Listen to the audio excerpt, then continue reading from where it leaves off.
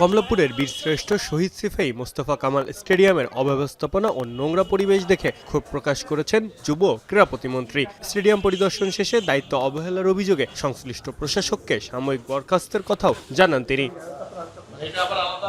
রোববার dressing room, washroom, press box ও সিঁড়ির পাশে ধুলাবালি আবর্জনার স্তূপ দেখে ক্ষোভ প্রকাশ করেন আমিনুল হক। স্টেডিয়ামটি সুষ্ঠুভাবে পরিচালনা ও রক্ষণাবেক্ষণের জন্য বাফুফের কাছে হস্তান্তর করা হবে বলে নিশ্চিত করেছেন প্রতিমন্ত্রী। একই সাথে স্টেডিয়াম এলাকায় মাদক, ছিনতাই সহ সব রকম অপকর্ম রোধে ব্যবস্থা নেওয়া হচ্ছে বলে জানান তিনি।